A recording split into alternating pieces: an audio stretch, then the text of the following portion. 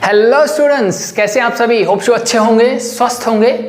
तो next topic हमारा है प्रोबेबिलिटी में, and that is your probability distribution of random variable. तो एक नई चीज यहाँ पे निकल के आ रही है, रैंडम वेरिएबल। आई थिंक हम सब जानते हैं सर वेरिएबल क्या होता है, यस और नो? यस, जानते हैं, ठीक है। तो वेरिएबल क्या होता है? मीन्स जहाँ पे हमने देखा कि जिसकी वैल्यू चेंज होती है नॉर्मली, उसको हम बोलते हैं वेरिएबल। जो कंडीशंस गिवन होगी क्वेश्चन में, उसके बेस पॉइंट ऑफ व्यू से हमारे पास कुछ उसकी वैल्यूज मिलती है, कुछ कंडीशंस के हिसाब से, ठीक है। तो same as it is variable वैसा ही कुछ है।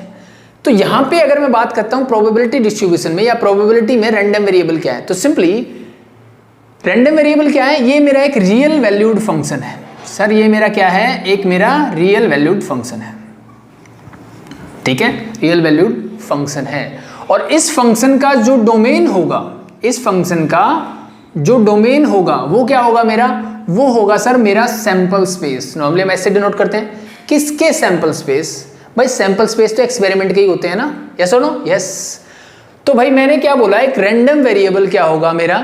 एक रियल वैल्यूड फंक्शन होगा, ठीक है, जहां पे इसका जो डोमेन होगा वो सैंपल स्पेस होगा, जो भी मैं एक्सपेरिमेंट कर रहा हूं उससे रिलेटेड वही होगा। मतलब उसका जो सैंपल स्पेस निकल के आएगा वही इसका क्या होगा? डोमेन। मतलब इसकी वैल्यूज वहीं से ली जाएगी, ठीक है। और इसकी रेंज के बारे में अगर मैं बात करूं तो रेंज जो होगी वो कोई भी रियल नंबर हो सकता है, दैट्स इट, ठीक है। तो यहां से आई थिंक कुछ बात पल्ले नहीं पड़ी होगी, ठीक है, समझ में तो आ गया। हाँ सर ऐसा बोला, लेकिन कुछ मजे वाली बात नहीं हुई। तो इसके लिए एक एग्जांपल लेते हैं, ठीक है। जैसे मैंने आपको बोला कि मेरा एक एक्सपेरिमेंट है सर, मैंने दो कॉइन्स को टॉस कर दिया, ठीक है, दो कॉइन को एक बार मैंने टॉस कर दिया। तो क्या आप मुझे बताएंगे जब मैं दो कॉइन्स को टॉस करता हूं तो उसकी सैंपल स्पेस क्या आते हैं, आउटकम्स क्या निकल के आती है? सर मेरे पास हो सकता है दोनों टेल आए, मेरे पास पॉसिबल है सर एक हेड एक टेल हो, ठीक है, ये भी पॉसिबल है पहले हेड फिर टेल आए सर, और ये भी पॉसिबल है कि दोनों मेरे पास हेड आए। क्या यही मेरे सैंपल स्पेस होंगे जब मैं कोई दो कॉइन को टॉस करूंगा? Simple, okay. सो अब हम बात कर रहे थे कि रैंडम वेरिएबल की क्या है। तो यहां पे रैंडम वेरिएबल को हम डिनोट करेंगे कैपिटल एक्स से। इसको मैं डिफाइन करता हूं, ठीक है। मैंने क्या किया, इसको डिफाइन किया। क्या डिफाइन करूंगा? मैंने बोल दिया नंबर ऑफ हेड्स या नंबर ऑफ टेल्स बोल सकते हो, वो आपकी चॉइस है, ठीक है। तो मेरे पास एक बार गिवन है number of heads is given है, ठीक है। तो ये मेरा हो गया एक्स रैंडम वेरिएबल, जहां पे क्या क्या चीजें पॉसिबल है? मैंने बोला नंबर ऑफ हेड्स। अब मुझे ये बताइए एक्स क्या क्या हो सकता है, क्या क्या हो सकता है? भाई मेरे पास सैंपल स्पेस ये है, मैंने दो कॉइन को टॉस किया है, तो हेड क्या हो सकते हैं? सर ऐसा पॉसिबल हो सकता है कि एक भी ना हो, हेड आए ना। नंबर ऑफ हेड्स पूछा ना, तो नंबर ऑफ हेड्स 0 हो सकते हैं क्या? सर हो सकते हैं। तो पहला वैल्यू होगा इस रैंडम वेरिएबल की 0। फिर मेरे पास है सर दो ऐसे आउटकम्स हैं जहां पे नंबर ऑफ हेड्स कितने हैं सर? 1 है। सो नंबर ऑफ हेड्स कितने पॉसिबल हो सकते हैं? 1 भी हो सकते हैं, ठीक है। And the next thing is number of heads 2 हो, ये भी पॉसिबल है। सो दिस इज 0 1 2। तो x क्या काम कर रहा है यहाँ मेरा? रैंडम वेरिएबल का वो बता रहा है एक्सपेरिमेंट में क्या चाहिए, नंबर ऑफ हेड्स के बारे में बात कर रहा हूं मैं। और उस रैंडम वेरिएबल की वैल्यूज क्या क्या पॉसिबल है? That is 0 1 and 2। 0 क्या बताता है मुझे? Number of heads is 0। 1 क्या बता रहा है? Number of heads is 1। And 2 क्या बता रहा है? Number of heads is 2। तो नंबर ऑफ हेड्स के बारे में बात कर रहा हूं, वो 0 हो सकता है, 1 हो सकता है, 2 हो सकता है। That is your random variable. Simple है, दैट्स सिंपल। अब नेक्स्ट चीज जो आती है ना, वो निकालना है हमें probability distribution of random variable. मतलब क्या है? सीधे से बात समझो। मैंने 3 चीजें यहां पे लिखी कि रैंडम वेरिएबल की 3 वैल्यू पॉसिबल है सर 0 1 और 2। तो क्या आप मुझे ये बता सकते हो कि इस बात की प्रोबेबिलिटी क्या होगी जब मेरा x इज इक्वल टू 0 होगा? What it means? इसका सिंपल सा मतलब है प्रोबेबिलिटी ऑफ नो हेड। भाई हेड नहीं आने की प्रोबेबिलिटी क्या होगी? यही तो पूछा है ना, जब हेड हो ही ना, इस बात की प्रोबेबिलिटी क्या है? क्या मैं निकाल सकता हूं? सर बिल्कुल। मैंने सैंपल स्पेस की तरफ देखा, हेड नहीं आने के क्या है? जब दोनों टेल आएंगे तब हेड नहीं आएगा सर। सो इसका मतलब मेरे फेवरेबल आउटकम है सर 1, और टोटल तो मुझे दिख रही है 4। So this is the probability of no head, और we can say x is equal to 0। x मैंने क्या डिफाइन किया सर? Number of heads. तो x इक्वल टू 0 मतलब number of heads is 0, means no head. Clear? तो यहां पे लिख सकते हो नंबर ऑफ हेड्स इज 0, ये और बेटर रहेगा। The next thing is when the number of head is 1, और वी कैन से, मैं इसी बात को लिखता हूं probability of x is equal to 1 means the probability of one head. तो अब मुझे बताइए वन हेड आने की प्रोबेबिलिटी क्या है सर? दो फेवरेबल आउटकम्स है मेरे पास, so this is simply become 2/4। So this become your half बोल सकते हो या 2/4 रखो एक बार, ठीक है। एक चीज मुझे बतानी है तो एक बार ऐसे रखते हैं, बाद में सिंप्लीफाई कर लेना, ठीक है। And the last thing is we have the probability of x is equal to 2 when the number of heads is 2।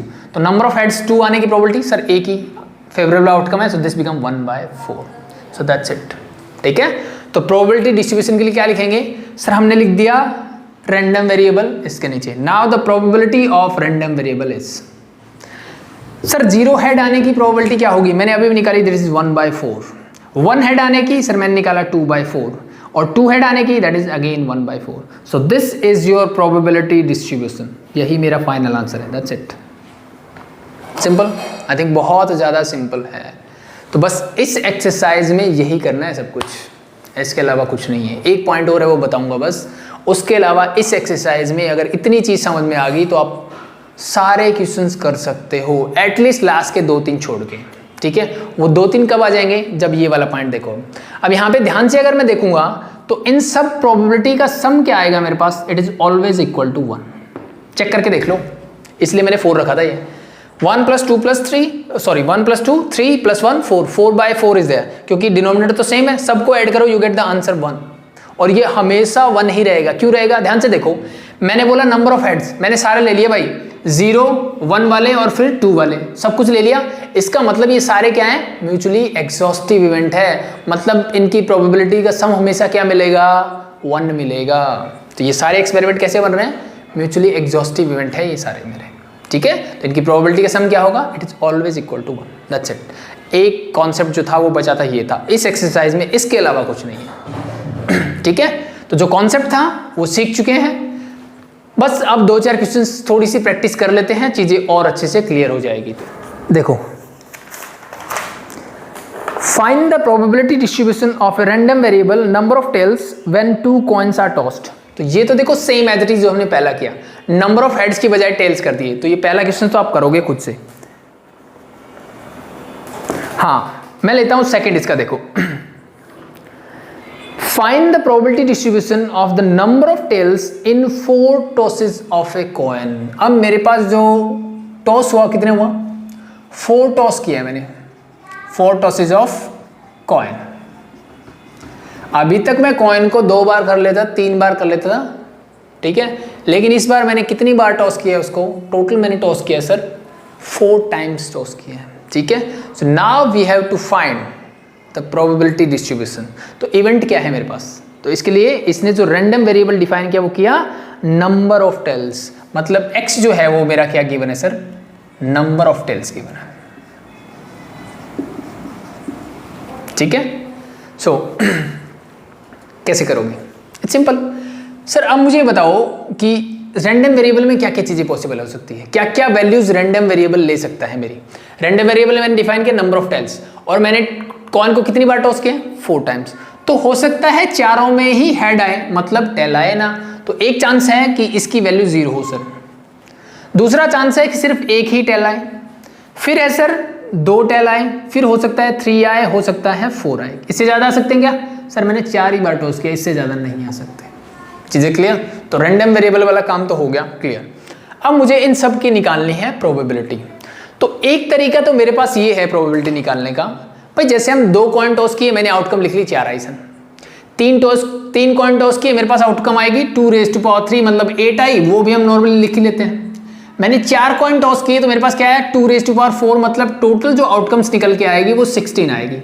Total outcomes कितने निकल के आएगी सर? वो आएगी 16 निकल के, ठीक है।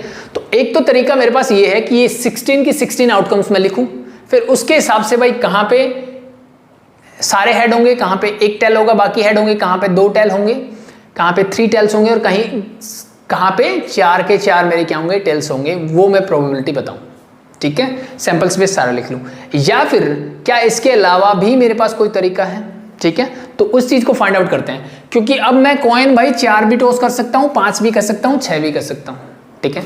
तो एक चीज तो कंफर्म है। देखो, सबसे पहले है 0 की probability of x is equal to 0। What it means? इसका मतलब है number of tales is 0।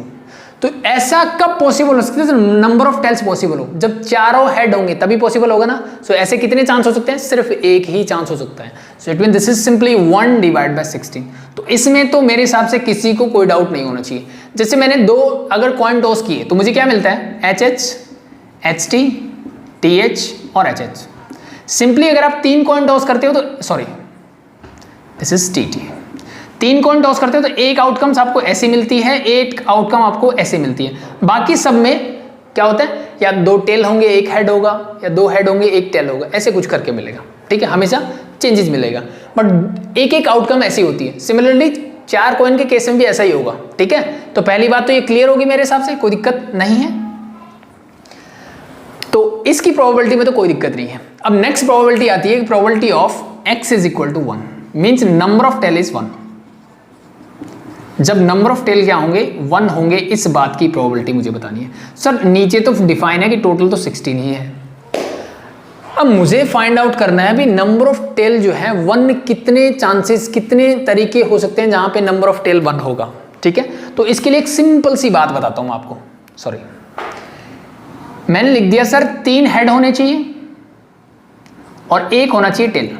3 head होने चाहिए और 1 होना चाहिए सर टेल। चीजें क्लियर? ठीक है, तो अब ध्यान से देखो, अगर मैं 2 की अरेंजमेंट करता हूं ना तो मैं क्या करता हूं? पहले HT फिर TH, मतलब इस T को या H को मैं अरेंजमेंट देखते हैं। टोटल 2 एलिमेंट थे, 2 एलिमेंट्स को मैं 2 ही तरीके से अरेंज कर सकता था, मैंने लिख दिया। तो अब मुझे बताइए इन 4 एलिमेंट्स को आप कितने तरीके से अरेंज कर सकते हो? सर 4 एलिमेंट को मैं अरेंज कर सकता हूं 4 फैक्टोरियल वे से। क्या इस बात में कोई दिक्कत है? परमुटेशन आता है, सिंपल सा 11th स्टैंडर्ड में पढ़ा था। 4 चीजों को मैं 4 फैक्टोरियल वे से अरेंज कर सकता हूं, यस और नो? यस। बट यहां पे मैंने देखा ये क्या है सर? सिमिलर है। HH क्या है?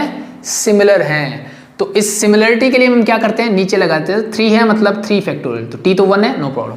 Now solve it, you get here 4 factorial means 4 into 3 factorial divide by 3 factorial, you get this. It mean this happened 4 times. ठीक है, मतलब ऐसी आउटकम्स कितनी आएंगी सर? 4 आएंगी। ठीक है, जहां पे एक ही टेल होगा। सो इट मीन्स मैं इसको डायरेक्ट लिखता हूं 4/16। सिंप्लीफाई बाद में करेंगे, पहले चेक कर लेते हैं भाई मैंने सही किया है कि नहीं, क्या ये चीज क्लियर हुई कि नहीं हुई। ठीक है, एक तरीका तो मैंने बता दिया जो बच्चों वाला है भाई, 16 आउटकम्स है लिख लेना। लेकिन अगर वो 5 कॉइन दे देगा, 32 आउटकम्स होगी तो क्या लिख पाओगे? मुश्किल है।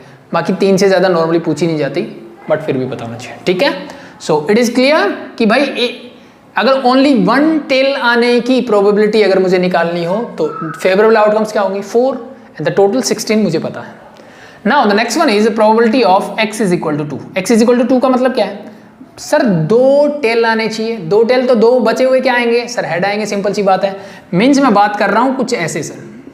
तो फिर से कितनी आउटकम्स पॉसिबल है ऐसी कैसे निकाल सकते हो सर? इन 4 नंबर को मैं अरेंज कर सकता हूं 4 फैक्टोरियल वे से, लेकिन 2 हेड सिमिलर है सर, 2 टेल सिमिलर है, मतलब 2 factorial divide by 2 factorial.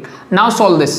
So 4 into 3 into 2 factorial divide by 2 factorial 2 ही हो जाएगा, और ये 2 factorial, this and this gate cancel out, 2 2 जा 4 मीन दिस 3 2 जा 6 आउटकम्स आ गया। सो दिस बिकम योर 6। टोटल तो फिक्स है भाई 16 ही रहेगी। चीजें क्लियर? नेक्स्ट बात करते हैं, अब क्या होगा? 3 टेल्स। अब देखो इसको और इसको आप सिमिलर तरीके से देख सकते हो। यहां पे नंबर ऑफ टेल्स कितने हो गए? 3 हो गए। वहां पे नंबर ऑफ हेड्स कितने थे? 3 थे, तो टेल क्या था? 1 था। अब मुझे अरेंज करना है T T T H को। इन दोनों के अरेंजमेंट में क्या कोई डिफरेंस मिलेगा क्या?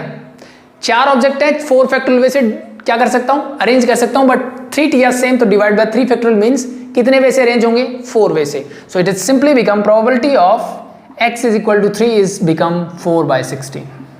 And the last one is when the 4 head number of tails are 4, it is possible only once. So this is 1/16. चीजें क्लियर? So that's it. तो बस इसी को टेबल में लिख दो। क्या चीजें क्लियर हुई कि नहीं भाई?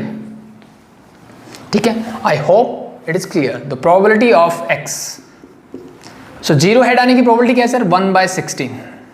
Sorry not head, tail. वैसे बात एक ही है, हेड टेल निकालो, ठीक है, बट वैसे टेल पूछा गया, tail. So the next one is 4/16, the next one is 6/16, next one is 4/16, the last one is 1/16।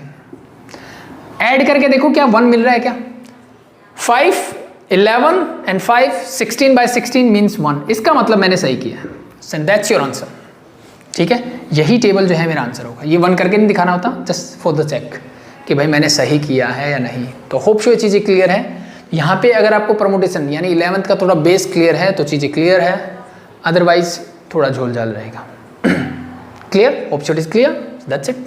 ठीक है, अब ऐसे कितने ही एग्जाम्पल लेते रहो, क्वेश्चंस करते रहो, कोई फर्क नहीं पड़ता। ठीक है, तो अगर चीज़ें क्लियर हो गई हैं तो मैं सजेस्ट करूँगा अब आगे से क्या करो, खुद से सॉल्व करो। जैसे क्वेश्चन आता है खुद से सॉल्व करो। वैसे मैं ज़्यादा करवाने नहीं वाला इस एक्सरसाइज से। Let's look, question number 3 is a coin is biased show that, थोड़ा सा अलग क्वेश्चन है इसलिए करवाना बनता है ये वाला। ठीक है, a coin is biased show that the head is 3 times as likely to occurs as a tail. भाई इसने क्या बोला कि एक कॉइन है मेरे पास जो कि बायस्ड है। नॉर्मली हम कॉइन कैसे यूज करते हैं, अनबायस्ड। जो नॉर्मल कॉइन होते हैं हमारे पास वो क्या होते हैं, अनबायस्ड होते हैं। मतलब हेड और टेल दोनों आने की प्रोबेबिलिटी क्या होती है, half half. But now we have a biased coin, और उस बायस्ड कॉइन में क्या गिवन है कि हेड आने की प्रोबेबिलिटी जो है, ठीक है, वो 3 times of probability of tail मुझे गिवन है। ये बोला इसने, a coin is biased so that the head is 3 times as likely to occur as a tail if the coin is tossed twice। ठीक है, तो चलो पहले एक काम करते हैं, मैं पूछता हूं आपसे हेड आने की प्रोबेबिलिटी क्या होगी। ठीक है, इसका मतलब सिंपल सा है sir, probability of head and the probability of tail is in 3:1। Yes और नो, क्या मैं इसको बोल सकता हूँ, मतलब टोटल कितना है सर 4। तो प्रोबेबिलिटी ऑफ हेड आने की प्रोबेबिलिटी क्या होगी sir, it's very simple 3/4। And tail आने की प्रोबेबिलिटी क्या होगी सर, 1/4। क्या चीज़ समझ में आई, दोनों का सम टोटल 4 है। तो 4 में से अगर मैं 4 times एक कॉइन को टॉस करता हूँ, उसमें से 3 times हेड आएगा और 1 times क्या आएगा, टेल। तो probability of a head is 3/4 and for a tail it is 1/4। I think it is simple. So now if the coin is toss twice, अगर मैंने कॉइन को कितनी बार टॉस किया, 2 बार टॉस किया। ठीक है, find the probability distribution for the number of tails. Again the random variable is number of tails. ठीक है, और कॉइन को मैंने कितनी बार टॉस किया भाई, कॉइन को मैंने कितनी बार टॉस किया है, 2 बार टॉस किया है। तो मैं आपसे पूछ सकता हूं सैंपल स्पेस क्या होंगे सर, वही होंगे, या तो दोनों हेड आ जाएंगे, या एक हेड एक टेल आएगा, या टेल हेड आ जाएगा, या फिर दोनों ही टेल आ जाएंगे। तो भाई 2 कॉइन टॉस करोगे तो यही चीज़ें होगी, इस प्रोबेबिलिटी से फर्क नहीं पड़ रहा मुझे। ठीक है, बात अब ये पड़ती है कि रैंडम वेरिएबल क्या है, नंबर ऑफ टेल्स। तो बता सकते हो मुझे क्या क्या पॉसिबल है सर। एक्स की वैल्यू जो पॉसिबल है वो हो सकती है सर, एक भी टेल ना आए, एक आए या फिर 2 आए। 0, 1 and 2 number of tails are possible. Yes और नो, ये तो बार बार यही कर रहे हैं सर, यही आना है। So now the first thing is, what is the probability of x is equal to 0 means no tail, कोई भी टेल नहीं आए, इस बात की प्रोबेबिलिटी क्या होगी मुझे बताइए। अगर ये कॉइन अनबायस्ड होता तो मेरे लिए बताना बहुत आसान था, मैं कह भी चुका हूं कि सर एक ही आउटकम है जहां पे दोनों हेड आते हैं। यस और नो, यस, तो 1/4 is your probability. But now चीज़ें अलग है बेटा। कैसे, अब चीज़ें ये हुई कि हेड आने की प्रोबेबिलिटी जो है 3/4 है, और टेल आने की प्रोबेबिलिटी क्या है, 1/4 है। तो मतलब x is equal to 0, number of tails 0 का मतलब है दोनों हेड आने चाहिए। पहला कॉइन मैंने टॉस किया, उस पर भी हेड आना चाहिए, उस बात की प्रोबेबिलिटी क्या होगी सर, 3/4। टॉस तो दोनों की है ना, तो मतलब एक दूसरे पे डिपेंड कर रही है चीजें, इसका मतलब the next is also 3/4। This is the probability of no number of tails 0, or we can say both are head, so you can multiply them, you get 9/16। क्या ये चीजें समझ में आई कि नहीं आई। पहला कॉइन मैंने टॉस किया, उसमें हेड आने की प्रोबेबिलिटी सर थी ये। दूसरा कॉइन अगर मैं टॉस करूं उसमें भी हेड आने की प्रोबेबिलिटी यही होगी। बट मैंने इवेंट क्या है, मेरा इवेंट है सर, मैंने 2 कॉइन टॉस की हैं। ठीक है, तो इसलिए दोनों की प्रोबेबिलिटी क्या होगी, मल्टीप्लाई होगी। ठीक है, मतलब ये कैसे इवेंट है मेरे, या फिर यहाँ पे कंडीशनल प्रोबेबिलिटी की तरह देख सकते हो आप कि एक टॉस कर दिया मैंने, फिर दूसरा टॉस किया, तो दोनों का क्या हो जाएगा, मल्टीप्लाई हो जाएगा। ठीक है, चीजें clear, option is clear. So 9/16 हो गया। So now the next one is probability of 1 tail. भाई एक टेल आना चाहिए, और एक हेड आना चाहिए, इस बात की प्रोबेबिलिटी क्या होगी। तो इसके लिए मेरे पास आउटकम्स है सर ट्रू, ये मेरी फेवरेबल आउटकम्स है कि सर हेड आए टेल आए या फिर टेल आए हेड आए, ऐसा हो सकता है। तो पहला कॉइन मैंने टॉस किया, वहां पे हेड आए, इस बात की प्रोबेबिलिटी क्या होगी सर 3/4। अभी एक और करना है, दूसरा कॉइन टॉस किया, वहां पे आना चाहिए टेल, तो उस बात की प्रोबेबिलिटी है सर 1/4। ये हो गया एक इवेंट ये वाला कंप्लीट प्लस, ठीक है। अब ये दोनों इवेंट क्या हो रहे हैं, म्यूचुअली एक्सक्लूसिव बन रहे हैं। और इन चीजों को ऐसे भी समझ लो, इसकी प्रोबेबिलिटी 2 कॉइन टॉस के दोनों टॉस हो चुके हैं तो बीच में प्लस आएगा, फिर से 2 करो, ठीक है। अब यहाँ पे मल्टीप्लाई करने से आपके 4 कॉइन बन जाएंगे, ठीक है। तो ध्यान से इवेंट को देखो, 2 कॉइन टॉस किए, ठीक है, तो एक प्रोबेबिलिटी में 2 चीजें मल्टीप्लाई होगी ही होगी। 3 कॉइन टॉस करता तो 3 मल्टीप्लाई होती, plus the next one is your tail और हेड। तो टेल आने की प्रोबेबिलिटी 1/4 सर, हेड आने की probability 3/4 simply. So now solve this, और वी कैन से इसी का डबल कर दिया मैंने बस। सो नीचे क्या होगा 16, ऊपर है 3, 3 + 3 6 divide by 16 is there. So this is the probability of 1 tail and the probability of, sorry ये कैपिटल X है, 2 टेल, दोनों ही टेल हो, इस बात की प्रोबेबिलिटी क्या होगी ये वाला, it means 1/4 into 1/4 means this is simply 1/16। इसको टेबल में बना के लिख देना, ऐड करके देखना चाहो देख लो, 9 + 6 15 + 1 16/16 मीन्स सबका सम 1 है, इसका मतलब मैंने बिल्कुल सही किया है। Clear? So that's it, that's simple, ठीक है। सो द लास्ट के 2 एग्जाम्पल थे, थोड़ी सी चीज़ें अलग हैं, तो बट ऐसी चीज़ें आपको आनी चाहिए। सब कुछ पका पकाया तो नहीं मिलेगा, जैसे मैंने फर्स्ट एग्जाम्पल आपको दिया, अगर वैसा ही कुछ सब मिलेगा तो फिर कुछ करने की ज़रूरत नहीं है, ठीक है।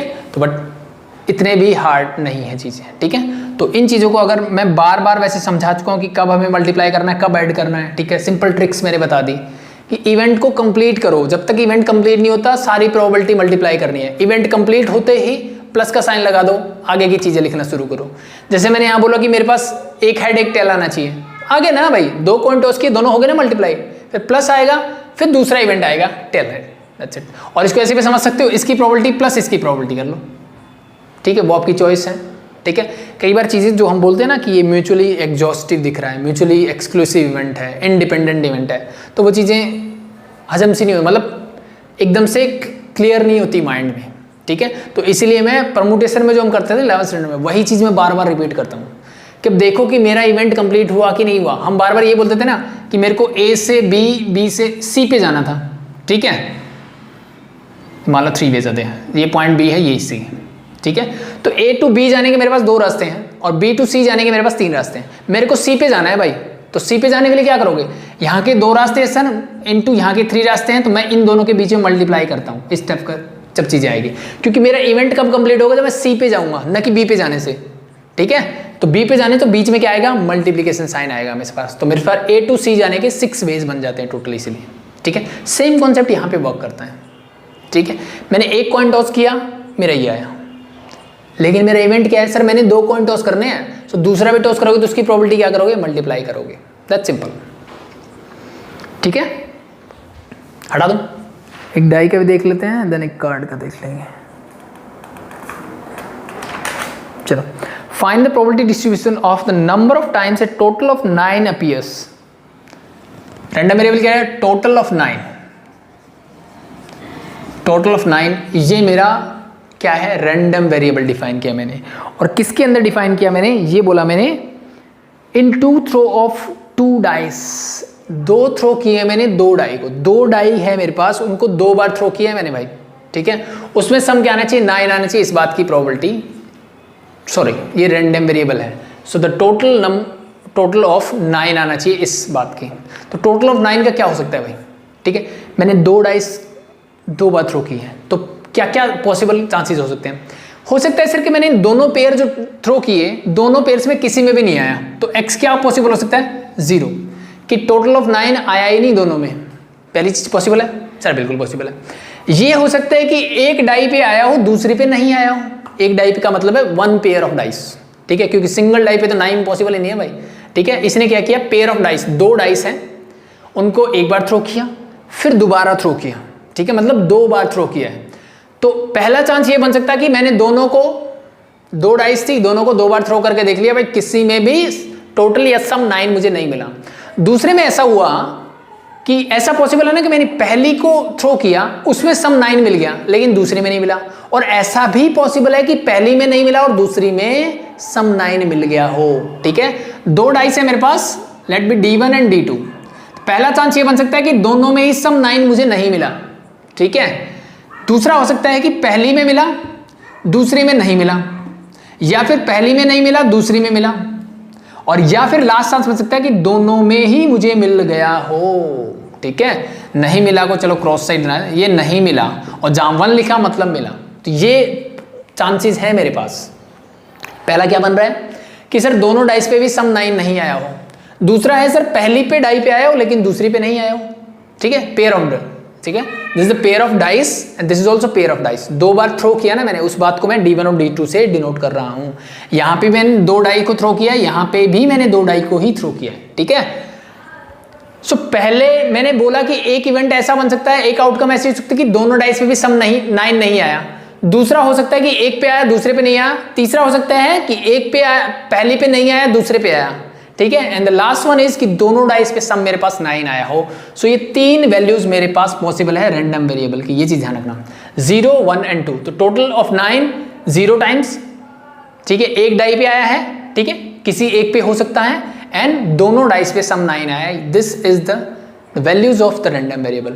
Now we have to find the probability of random variable. ठीक है, तो बारी बारी से अलग लेके निकाल लेते हैं, यहां वैल्यूज पुट कर देते हैं। तो first one is when x is equal to 0। भाई किसी भी डाई पे, किसी भी पेयर ऑफ डाइस पे जब मैंने थ्रो किया 9 मुझे नहीं मिला, तो क्या आप मुझे ये बता सकते हो कि सम 9 आने की प्रोबेबिलिटी क्या होती है किसी भी डाइस पे? ठीक है, सो अगर आपको आउटकम्स, ठीक है, वैसे लिख लेना, नहीं लिखने आता है तो सिंपल सा तरीका होता है। देखो, जब मैं स्टार्ट करता हूं सम 9 कहां मिलता है आपको? सम 9 स्टार्ट होगा सर 3,6 थर्ड लाइन पे, फिर ये बढ़ेगा 3 में एक ऐड कर दो, दिस इज 4, 5, नेक्स्ट लाइन में हो जाएगा 5, 4, नेक्स्ट में हो जाएगा 6, 3। इन 4 इवेंट को छोड़ के बाकी कहीं पे भी आपको सम 9 नहीं मिलने वाला। Yes no? Yes, so it means मेरी फेवरेबल आउटकम्स क्या है सर? 4। तो प्रोबेबिलिटी ऑफ सम 9 या टोटल ऑफ 9 का प्रोबेबिलिटी क्या होगी सर? 4 फेवरेबल आउटकम्स है और टोटल है मेरे पास 36, तो 4 9 आई थिंक, तो 1/9 is the probability of sum is 9. What is the probability of sum is not 9?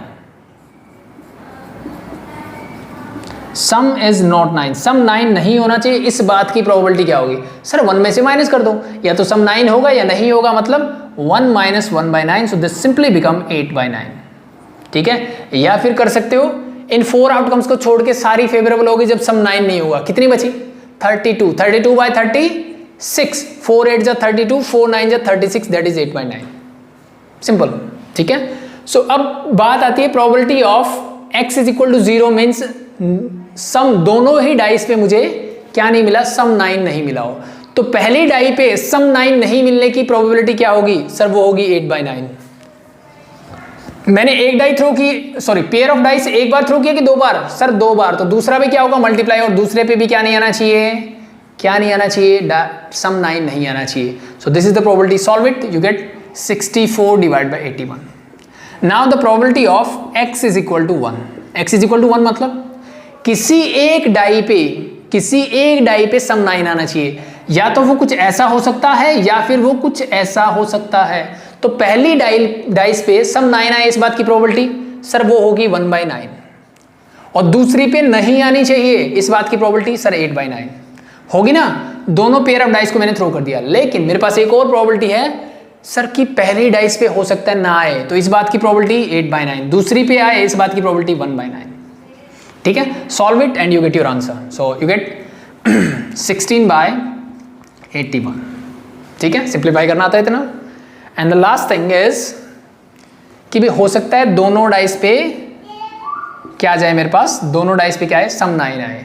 तो दोनों डाइस पे सम 9 आने की प्रोबेबिलिटी सर पहली पे 1/9, दूसरी पे भी 1/9, सो दिस बिकम योर 1/81। ठीक है, so that's your probability distribution. यहाँ पे लिख देना 0 का क्या हो जाएगा सर? 64 divide by 81। यहाँ हो जाएगा sir second 16/81, and the last one is 1 divide by 81। Add करके देखो 80 + 1, 81/81, मतलब सम 1 आ रहा है, मतलब मैंने बिल्कुल सही किया है। That's it, simple. It's very simple I think. चलो एक एग्जाम्पल और देखते हैं, देन फिर हम मूव करेंगे नेक्स्ट टाइप ऑफ क्वेश्चंस में। ठीक है, एक कार्ड से रिलेटेड और देख लेते हैं। ठीक है, बाकी बस आपको जो रैंडम वेरिएबल है उसकी वैल्यूज निकालनी आनी चाहिए। ठीक है, उसके बाद आई थिंक बहुत ईजी है कि किसी चीज़ में भाई मैंने चाहे बॉल्स निकाली हो, कि मैंने 3 नंबर ऑफ रेड बॉल्स बोल दिया, जैसे बॉल्स के बारे में पूछ सकता है ना आपको, रेड बॉल्स कितनी हो सकती है, 0 हो सकती है, 1 हो सकती है, 3, वो डिपेंड करता है कितने मैंने निकाली थी। ठीक है, चलो एक बॉल से रिलेटेड भी देख लेंगे बाद में। सो फर्स्ट मैं एक ले लेता हूँ कार्ड से related. 2 cards are drawn simultaneously from a pack of 52 cards without replacement. Find the probability. अब ये ध्यान रखो, without replacement ऐसे बोला है, रिप्लेस मैंने नहीं किया है। Find the probability distribution of the number of kings. तो मेरे पास जो गिवन है x is number of kings। ठीक है, फिफ्थ भी ऐसा ही है कुछ, आप ट्राई कर सकते हो। टोटल कार्ड कितने हैं 52। कितने निकाले मैंने, 2 cards are drawn, मैंने 2 कार्ड निकाले भाई। तो उन 2 कार्ड्स में आप नंबर ऑफ किंग्स के बारे में क्या बोल सकते हो, सर हो सकता है दोनों ही किंग ना आए, हो सकता है दोनों में से एक किंग आए, और हो सकता है दोनों के दोनों मेरे क्या आए, किंग आए। यस और no, yes. Now we have to find the probability of this. ठीक है, तो मुझे probability of x is equal to 0, यानी दोनों किंग नहीं आने की प्रोबेबिलिटी क्या होगी। सो टोटल कार्ड कितने हैं सर 52, विदाउट रिप्लेसमेंट मैंने निकाला, विदाउट रिप्लेसमेंट मैंने निकाला। तो इस बात को करने के 2 तरीके, या तो आप कॉम्बिनेशन से कर सकते हो, या डायरेक्टली हम कंडीशनल प्रोबेबिलिटी से भी कर सकते हैं। तो अब मुझे सिर्फ इतना पता होना चाहिए, मेरे पास टोटल 52 कार्ड्स हैं सर, और उसमें से किंग्स कितने होते हैं सर, इसमें से किंग्स जो होते हैं वो होते हैं 4। किंग कितने होते हैं 4, बाकी कितने बचे 48 कार्ड जो है वो विदाउट किंग है, मतलब किंग नहीं है, सीधी सी बात है। सो पहली चीज मैंने बोली कि नंबर ऑफ किंग क्या होंगे 0, मतलब कोई किंग नहीं होगा। ठीक है, तो मैंने एक कार्ड निकाला पहला, वो किंग नहीं था, इस बात की प्रोबेबिलिटी क्या होगी सर 48 डिवाइड बाय 52। अब विदाउट रिप्लेसमेंट बात हो रही है, वो कार्ड मैंने निकाला, मैंने साइड में रख दिया, वो कार्ड मैंने निकाला वो मैंने साइड में रख दिया, और वो कहां से निकला था 48 में से। तो यहां कितने कम हो गए सर, ये बच गए 47, और यहां से एक कम करूंगा तो टोटल कितने बचे सर 51। सो अगेन मैं एक कार्ड निकालता हूं, कंडीशनल प्रोबेबिलिटी, ये कार्ड मैंने निकाला साइड में रख दिया, तो कंडीशनल प्रोबेबिलिटी है कि पहला तो किंग नहीं था, दूसरा भी किंग नहीं होना चाहिए, इस बात की प्रोबेबिलिटी क्या होगी, दैट सिंपली बिकम 47 बाय 51। चीजें clear? So this is the probability of no king. Simplify कर लेना भाई, ठीक है, आगे बढ़े। So the next is 1 king, एक किंग आने की प्रोबेबिलिटी क्या होगी। अब एक किंग में क्या क्या पॉसिबल है सर, ऐसा हो सकता है कि पहला किंग हो और दूसरा नॉन किंग हो, पहला कार्ड जो निकल के आया वो किंग हो और दूसरा जो हो मेरा किंग ना हो, पहली कंडीशन। दूसरी कंडीशन ये हो सकती है कि पहला कार्ड जो है नॉन किंग हो और दूसरा किंग हो, यस और नो, ये 2 केसेस बन सकते हैं कि नहीं बन सकते। ठीक है, सेम एज पहला हेड दूसरा टेल, पहला हेड दूसरा टेल, या फिर पहला टेल आ जाए दूसरा हेड आ जाए, सेम कंडीशन कि पहला कार्ड किंग आया दूसरा किंग नहीं आया, पहला नहीं आया और दूसरा आया, 2 केस है, दोनों केसों की प्रोबेबिलिटी आएगी। तो probability of x is equal to 1 means 1 king is, तो पहला कार्ड किंग हो इस बात की प्रोबेबिलिटी, सर किंग है टोटल 4 डिवाइड बाय टोटल 52। अब एक कार्ड मैंने निकाल लिया, वो क्या निकला सर किंग निकला, तो किंग हो गए अब 3, लेकिन ये मेरे एज इट इज रहे, तो दूसरा कार्ड नॉन किंग हो इस बात की प्रोबेबिलिटी सर ये हो जाएगा 48, और भाई टोटल में से एक कम तो होना ही होना है। क्यों भाई, क्योंकि मैंने विदाउट रिप्लेसमेंट की बात कर रहा हूं, विद रिप्लेसमेंट होता तो फिर टोटल सेम रहता, कोई फर्क नहीं पड़ता।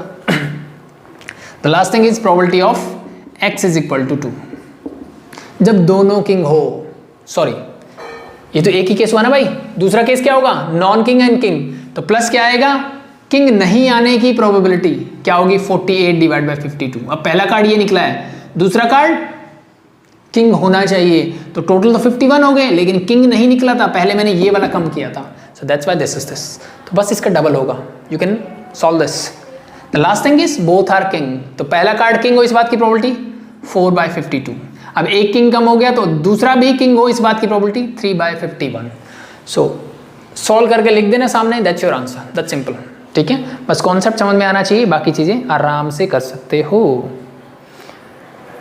एंड चलो एक बॉल से रिलेटेड भी देख ही लेते हैं।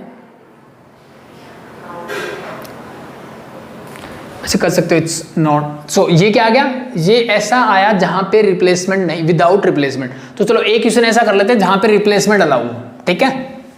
Question number 8, an urn contain 4 white and 3 red balls. White balls है सर मेरे पास 4 एंड रेड बॉल्स आर 3, ठीक है। Find the probability distribution of number of red balls. अब मेरा एक्सपेरिमेंट क्या हुआ, नंबर ऑफ रेड बॉल्स, ये मेरा आ गया सर रैंडम वेरिएबल, ठीक है। Find the probability distribution of number of red balls in 3 row with replacement from the urn. With replacement, अब मैं रिप्लेस कर रहा हूं, ठीक है। और कितने ड्रॉ हैं, 3 ड्रॉस आ गया। So the number of red balls क्या क्या पॉसिबल हो सकती है सर, एक भी ना निकले, तीनों की तीनों व्हाइट निकले। एक रेड बॉल हो तो बाकी व्हाइट निकलेगी। 2 रेड बॉल हो सकती है और number of 3 red ball is also possible, क्योंकि 3 ड्रॉ मैंने किए, 3 बार मैं बॉल निकाल रहा हूं, ऐसा नो, यस सिंपल। सो बारी बारी से इसकी हम निकालेंगे प्रोबेबिलिटी, ठीक है। आपको ये अलग से करके यहाँ सिर्फ वैल्यूज पुट करनी होती है, ठीक है। सो बट मैं डायरेक्टली सिर्फ समझा रहा हूँ तो मैं डायरेक्टली कर देता हूँ, it's not an issue. So the first thing is we have to find the probability x is equal to 0। इसका मतलब क्या है, no red ball means all the balls are white, सारी बॉल्स क्या होनी चाहिए, व्हाइट। अब यहाँ पे एक चीज ध्यान रखना कि अगर मैं विद रिप्लेसमेंट बोलता तो यहाँ पे मैं कॉम्बिनेशन यूज कर सकता था, बट यहाँ पे सॉरी मैंने क्या बोल दिया, छोड़ो इसको, मैं क्या बता रहा हूँ दोबारा से सुनो, कि अगर मैं यहाँ पे बोलता कि मैं बात कर रहा हूँ विदाउट रिप्लेसमेंट की, तो मैं कॉम्बिनेशन डायरेक्टली यूज कर सकता था, ठीक है। मैं क्या बोलता, टोटल बॉल्स है मेरे पास 7 सर, तो मैं नीचे बोलता 7C3, 7 में से कोई 3 मैंने सेलेक्ट की। ऊपर मुझे क्या चाहिए सर, रेड नहीं चाहिए, मतलब मैं ऊपर 4C3 लिख देता डायरेक्टली, ठीक है। बट यहाँ पे मैं रिप्लेस कर रहा हूँ चीजों को, यहाँ पे मैं क्या कर रहा हूँ, मैं चीजों को रिप्लेस कर रहा हूँ, ये चीज ध्यान रखें, ठीक है। तो यहाँ पे कॉम्बिनेशन मत लगाना, यहाँ पे डायरेक्टली जाओ आप, ठीक है। कंडीशनल प्रोबेबिलिटी जैसे करते थे ना वैसे ही, ठीक है। क्या होगा ध्यान से देखो, x is equal to 0, 3 balls मैंने ड्रॉ की है, तो फर्स्ट बॉल क्या हो सकती है सर, मैंने बोला कि रेड नहीं होनी चाहिए, मतलब व्हाइट होगी ना, तो 4/7 is the probability of a white ball. 3 balls draw किए भाई, सेकंड निकाली, अब मैंने व्हाइट निकाली, मैंने वापस रख दी, सेम, कोई फर्क पड़ा सेकंड पे, नहीं सर। तो सेकंड भी क्या होगा 4/7, थर्ड भी क्या होगा 4/7, क्योंकि मैं बात कर रहा हूं विद रिप्लेसमेंट। तो this simply become 64 divide by 81। Hope so it is clear, ठीक है, होप शो क्लियर। आगे बढ़ो, the next one is sorry, so next क्या होगा, the probability of x is equal to 1, कि भाई एक क्या होनी चाहिए, एक क्या होनी चाहिए, एक होनी चाहिए रेड बॉल, बाकी क्या होनी चाहिए, व्हाइट बॉल होनी चाहिए। तो अब एक रेड बॉल होने की प्रोबेबिलिटी ध्यान से देखो क्या होगी, मान लिया मैंने, अब देखो रेड बॉल कैसे कैसे हो सकती है, ये पॉसिबिलिटी सर फर्स्ट रेड हो, बाकी 2 जो हो व्हाइट बॉल्स हो, सो लेट बी दिस, ठीक है। अब ये भी पॉसिबल है ना कि सेकंड वाली रेड है, या फिर ये भी पॉसिबल है कि थर्ड वाली रेड है, यस और नो, यस, ठीक है। तो ये मेरे पास अलग अलग चांसेस बन सकते हैं, ठीक है। तो कितनी केसेस बनेंगे यहाँ पे, टोटल 3 केसेस आ गया, कि भाई मैंने बोला नंबर ऑफ रेड बॉल्स की बात की है मैंने, 1 होनी चाहिए, तो वो हो सकता है पहली भी हो सकता है दूसरी हो सकता है तीसरी हो। कितने केसेस बन रहे हैं, 3 केसेस आ गया। सो the first case find out करता हूँ कि फर्स्ट रेड होनी चाहिए, तो फर्स्ट रेड आने की प्रोबेबिलिटी 3/7, सेकंड और थर्ड व्हाइट आनी चाहिए, उसके बाद की प्रोबेबिलिटी सर 4/7 इंटू 4/7, क्योंकि विद रिप्लेसमेंट की बात हो रही है, मैं बॉल निकाल नहीं रहा। अब यही चीज देखो बार बार रिपीट होगी, रेड आने की प्रोबेबिलिटी तो यही होगी, व्हाइट आने की यही होगी, तो इसी को डायरेक्टली बस 3 से मल्टीप्लाई कर दो, इसको 3 टाइम ऐड करने के बजाय 3 से मल्टीप्लाई कर दो, दैट्स इट, सॉल्व इट। 69 जा 144 डिवाइड बाय, सॉरी मैंने यहाँ 81 कैसे लिख दिया भाई, 343, सॉरी, ठीक है। तो 7 क्यूब क्या होता है 343, sorry. So P when x is equal to 2, अब मेरे पास क्या है 2 रेड बॉल हो, तो अब व्हाइट की जगह रेड और रेड की जगह व्हाइट कर दो, यही बात हो रही है ना, ठीक है। अब मेरे पास रेड बॉल कितनी होनी चाहिए सर, 2 होनी चाहिए, तो इस बात को भी ध्यान से समझो। R1 R2 यहाँ पे व्हाइट बॉल निकले, या फिर ये हो सकता है R1 व्हाइट यहाँ पे R2 निकले, या फिर ये हो सकता है यहाँ व्हाइट बॉल निकले और ये R1 R2, ये 3 केसेस फिर से बन रहे हैं, ठीक है।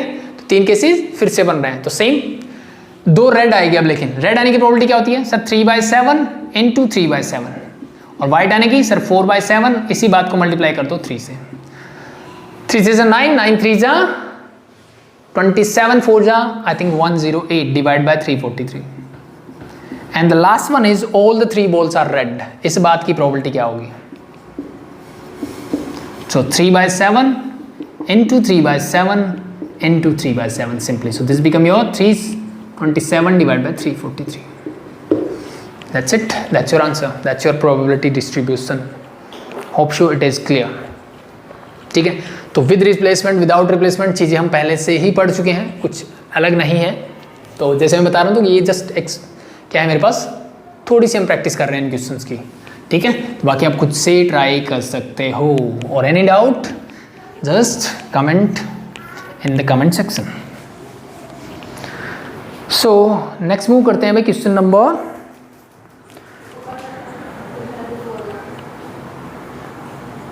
question number 14.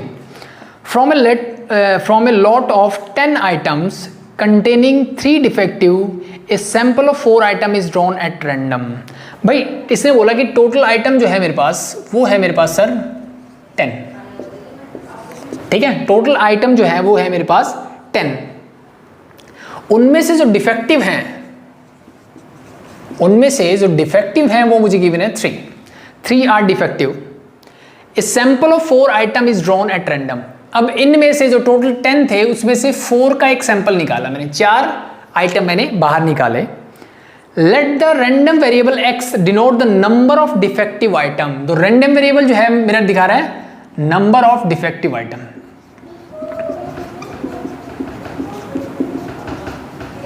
ठीक है, number of defective items in the sample. If the sample is drawn without replacement, sample is drawn, अब बात हो रही है सर without replacement, मैं रिप्लेस नहीं कर रहा हूं। Find the probability distribution of x. सबसे पहले मेरे से पूछा गया कि x का प्रोबेबिलिटी डिस्ट्रीब्यूशन जो अभी तक हम निकाल रहे हैं, नॉर्मली वही काम मुझे करना है। ठीक है, तो फटाफट से इसको डिफाइन करते हैं कि x क्या क्या हो सकता है। सर डिफेक्टिव आइटम एक भी ना हो, 1 हो, 2 हो, 3 हो या फिर 4 हो, यही हो सकता है ना, क्योंकि 4 सैंपल में कितने निकाले मैंने, 4 सैंपल निकाले हैं। ठीक है, 4 आइटम निकाले हैं। ठीक है, सो यही पॉसिबल है कि एक भी डिफेक्टिव ना हो, 1 हो, 2 हो, 3 हो या फिर 4 हो। चीज़ें clear, hope it is clear.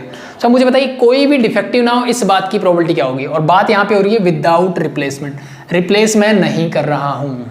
सो पहले हम निकालते हैं सर प्रोबेबिलिटी डिस्ट्रीब्यूशन। तो probability of when x is equal to 0 means no defective item. So मुझे बताइए डिफेक्टिव अगर 3 हैं तो गुड 1 कितने हैं, अच्छे कितने हैं मेरे, सर वो बचे 7। ठीक है, कितने निकालने हैं, 4। तो इसका मतलब इस 7 में से कोई 4 आने चाहिए। अब मैं कॉम्बिनेशन का डायरेक्ट यूज कर सकता हूँ क्योंकि यहाँ पे विदाउट रिप्लेसमेंट की बात चल रही है। ठीक है, एंड टोटल कितने हैं 10, तो 10 में से कोई भी 4 सिलेक्ट मैंने की है।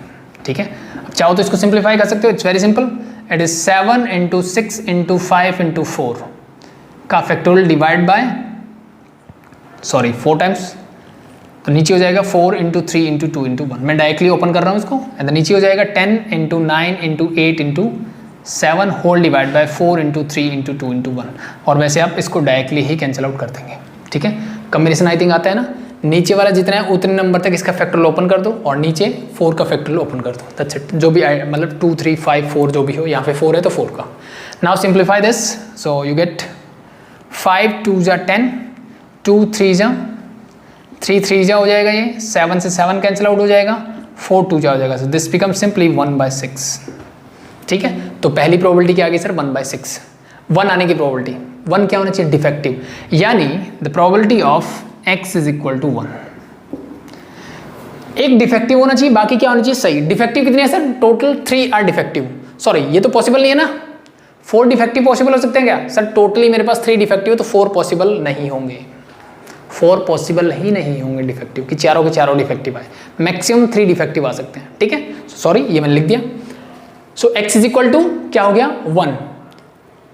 सो एक डिफेक्टिव हो, टोटल कितने हैं सर 3, तो 3 में से कोई एक डिफेक्टिव बाहर निकल आए, और बाकी कितने हैं 7 में से बाकी कितने बचे सर 3, टोटल क्या होगा 3 + 1 4, और 10 में से कोई 4 बाहर निकला है। नाउ सॉल्व इट, ऊपर क्या हो जाएगा 3c1 मतलब 3 और 7c3 means 7 × 6 × 5 whole divide by 3 × 2 × 1 whole divide by 10c4 same as it is means 10 × 9 × 8 × 7 divide by 4 × 3 × 2 × 1। इस पूरे से तो ये कैंसिल आउट हो गया, 4 2 × 8 और कुछ इस 7 से 7 कैंसिल आउट सर, और कुछ, यस 2 3 जा, 5 2 जा, 3 3 जा, सो नीचे बच गया 6, ऊपर बचा 3, so I think so this 3 and 3 get cancel out, so means this is 1/2 simply. Hope so हमने कैलकुलेशन में कोई गड़बड़ नहीं की है, ठीक है। चलो चेक कर लेना, कॉन्सेप्ट समझ में आना चाहिए। So next thing is p is equal to x is equal to 2। दो डिफेक्टिव हो, 3 में से 2 डिफेक्टिव चूज करना है, तो 3c2, बाकी 7 में से कितने बचे, 2 बचे, तो 7c2 और नीचे हो जाएगा सर 10c4, ठीक है। तो इसको यहाँ सॉल्व कर लेते हैं। 3c2 मतलब 3c1 मतलब 3 ही आएगा, 7c2 मतलब 7 × 6 divide by 2 × 1 whole divide by 10, 9 8 7 divide by 4 3 2 1, solve it.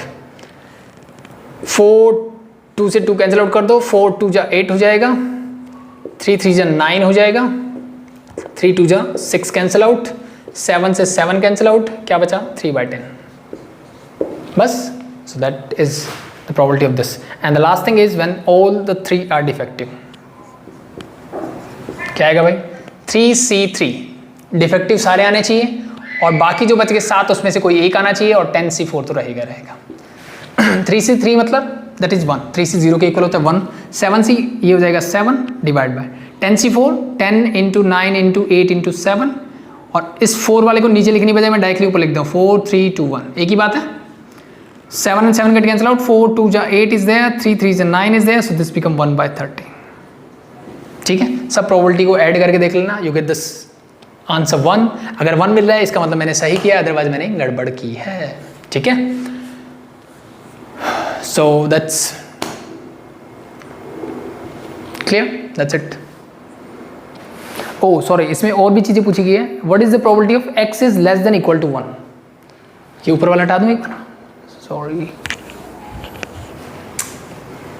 Just a minute guys.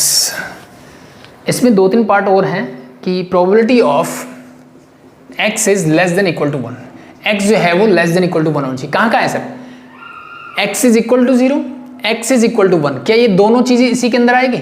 Yes और नो? प्रोबेबिलिटी ऑफ x की वैल्यू 0 और 1 से कम होनी, या तो 1 के इक्वल हो या 1 से कम हो, तो क्या क्या पॉसिबल है, या तो 0 या 1, मतलब मैं बात कर रहा हूँ probability of x is equal to 0 plus probability of x is equal to 1 की, ठीक है। तो x इज इक्वल टू 0 क्या है sir 1/6, x is equal to 1 क्या आया था दैट इज हाफ, ऐड कर लो, एलसीएम क्या आएगा 6, तो 1 + 3 4/6 is there, so you can say 2/3, so your answer is this, ठीक है। आई थिंक सिंपल है। तो probability of x is smaller than 1, I think x is smaller than, x जो है वो 1 से क्या होना चाहिए, छोटा होना चाहिए। यहां पे बोला था smaller than and equal to, यहां पे बोला है स्मॉलर देन मतलब 1 से छोटा, तो एक ही पॉसिबल है, दैट इज मींस मैं बात कर रहा हूं probability of x is equal to 0 की, and that is simply equal to 1/6, simple. And the last thing is probability is in between 0 and 2,